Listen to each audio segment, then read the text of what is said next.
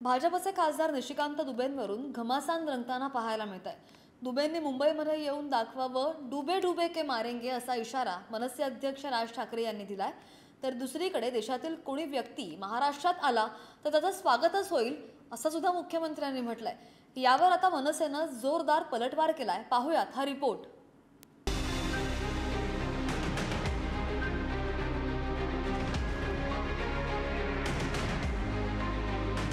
दुबेलाच मी सांगतो, दुबे तुम मुंबई में आ जाओ, मुंबई के समुंदर में डुबे डुबे कर मारेंगे। या देशातला कोणीही व्यक्ती या महाराष्ट्रामध्ये आला तर त्याचं स्वागतच होईल।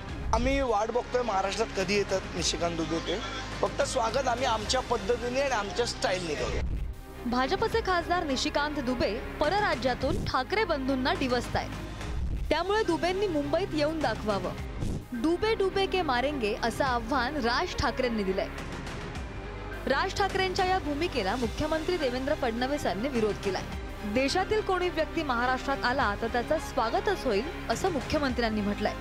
तू आम्हाला पटक पटक के मारणार दुबे? दुबेलाच मी सांगतो, दुबे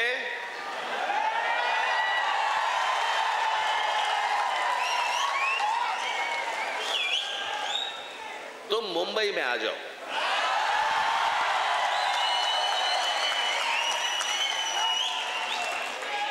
मुंबई के समुंदर में डुबे डुबे कर मारेंगे।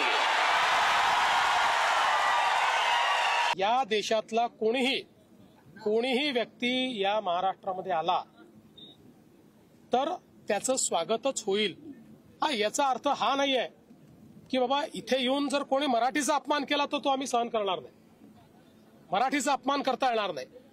पण त्याच वेळी एखाद्याला भाषा बोलता येत नाही म्हणून त्याला मारण्याचाही अधिकार कोणाला नाही, हे मी स्पष्ट केलेलं आहे। आम्ही वाट बघतोय महाराष्ट्रात कधी येतात निशिकांत दुबे ते, कारण आम्हाला पण त्यांचं स्वागत करायचंय जसं मुख्यमंत्र्यांना करायचंय।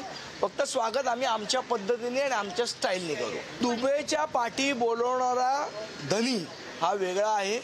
ज्या पद्धतीने मुख्यमंत्री वक्तव्य करतायत रोजच्या रोज, खरं काय बोलायची गरज नाहीये, पण मुद्दाम जाणीवपूर्वक ही वक्तव्य केली जात आहेत।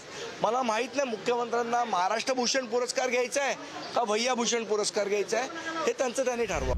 ठाकरे बंधू एकत्र आल्यापासून भाजपचे खासदार निशिकांत दुबे सातत्यानं गरळ ओकतायत। महापालिका निवडणुकीमध्ये ठाकरेंचं राजकारण संपेल अशा भाषेत दुबेंनी पुन्हा कळ काढली आहे। यावेळी त्यांनी आपल्या वक्तव्याचं समर्थन करताना मुंबईतील मतदारांची टक्केवारी सुद्धा मांडली। भाषा के आधार पर जो उनका मंसूबा है वो डेमोग्राफी इतनी बदल गई है कि इस तरह की राजनीति वो चुनाव के समय करते हैं, लेकिन इस बार जो है उनका फाइनल जिसको कहते हैं कि कॉफिन लग जाएगा। ये मनसे और उद्धव ठाकरे की राजनीति पूर्णतया मुंबई से खत्म हो जाएगी, क्योंकि वो जो पैसा कमाने का एक साधन है जब वो खत्म हो जाएगा और सभी मिलकर उनके खिलाफ वोट करेंगे तो उनको फिर ये राजनीति करने का मौका नहीं मिलेगा। जो महाराष्ट्राच्या विरुद्ध मराठी माणसाच्या विरुद्ध बोलतो आहे आणि त्या बोलण्याला राज्याचे मुख्यमंत्री देवेंद्र फडणवीस हे एक प्रकारे त्यांचं समर्थन करतायत। आपण सगळ्यांनी दिल्लीतल्या लोकांनी या प्रवृत्तींना खतपाणी घालू नये।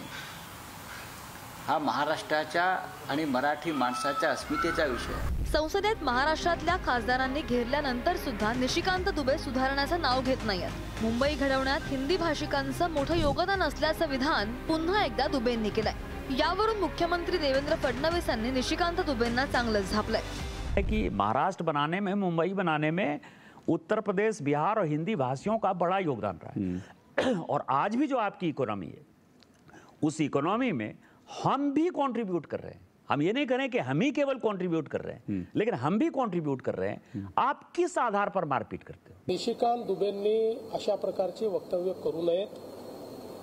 या संदर्भात इथली परिस्थिती हँडल करण्याकरता आम्ही सक्षम आहोत। इथला मराठी माणूसही सुरक्षित आहे, इथला नॉन मराठी सुरक्षित आहे, सगळे एकमेकांसोबत योग्य प्रकारे नांदतायत। महाराष्ट्रामध्ये मराठी आणि गैर मराठी असा कुठलाही वाद नाहीये।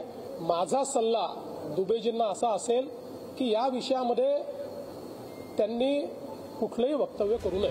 हिंदी भाषेच्या विरोधात ठाकरे बंधूंची एकी अनेकांच्या डोळ्यात सुलू लागली आहे। त्यामुळे परप्रांतीय उघड उघड ठाकरेंना आव्हान देत आहेत। मात्र ठाकरेंवर टीका करताना भाजपचे खासदार निशिकांत दुबे सातत्यानं महाराष्ट्राचा घोर अपमान करतायत। त्यामुळे दम असेल तर निशिकांत दुबेंनी एकदा महाराष्ट्रात येऊन दाखवावं असं आव्हान सुद्धा दिलं जात आहे। ब्युरो रिपोर्ट, पुढारी न्यूज।